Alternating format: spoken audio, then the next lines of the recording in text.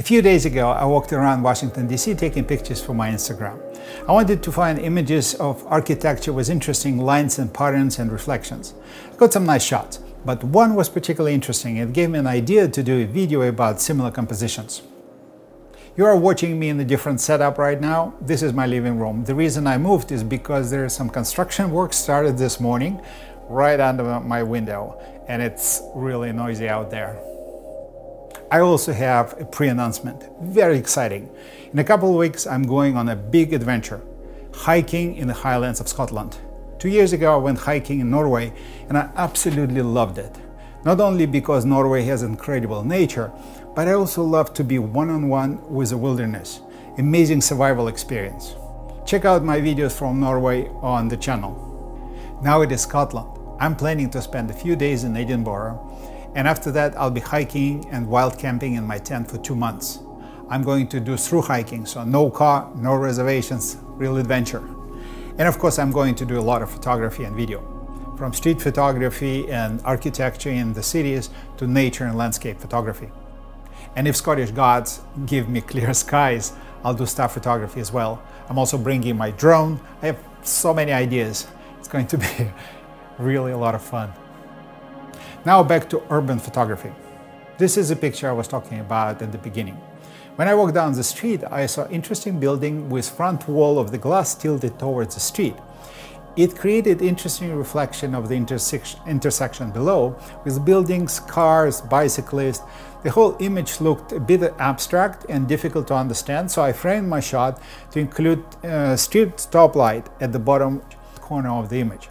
I was quite happy with the composition, and the photo did very well on Instagram. A few words about equipment. I used my Canon 77D with 24-105 lens. It is effectively 38 to 168 mm on my camera. It was a bright sunny day, perfect for well-defined reflections, so I kept my ISO at 100. All pictures were photographed in aperture priority mode. In this kind of photography, I find telephoto zoom lenses is the most useful since it allows me to get well-framed shots and details. Strong sunlight is best for high contrast reflections. I found a fire station in the downtown, and the building was absolutely beautiful. I used the car parked across the street to get fire station reflection. It created interesting composition with bright red doors at the top of the picture and reflection of the building with a blue sky at the bottom. I held my camera close to the car roof to get better reflection. This composition was a real discovery. I saw brand new buildings still under construction. It was actually 2 buildings connected by 3 pedestrian bridges of the very futuristic design. The whole image was very green and blue with very interesting reflections and patterns. 2 construction workers in safety jackets made the image more real. Diagonal leading lines in that picture take your attention to the center of the shot with human figures. I like that bridges and their reflections create interesting optical perspective. I use similar visual concept in this image of the building and the stoplight. Vertical and horizontal lines create a strong pattern with intense green color. Bright red light immediately grabs attention from the green wall. I also moved around to get stoplight to the dark corner of the image to intensify the effect. Our brain loves easily recognizable patterns.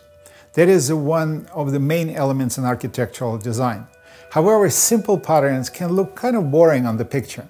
It is often more interesting to have composition where a single element in the image is breaking uniformity. This construction worker did the trick. Here is another composition, somewhat similar to the first image. It was old building's reflection in the modern building across the street. Big glass window created very interesting distortions. It reminded me of funny mirrors in amusement parks. I also liked that window frames separated big image into individual photographs. This image didn't have a lot of color, and it works great in black and white. Finally, I took a picture of the building with a beautiful tree in front of it. It didn't really fit into my original idea, but I had a different idea for it. And I processed it in Photoshop as a monochrome, and by playing with different color channels created surreal image, something like infrared photography. I took blue channel to 0 to achieve almost black sky, and pushing green channel to 60 made tree leaves almost white. For more images, I invite you to visit me on Instagram. Have fun, take more pictures.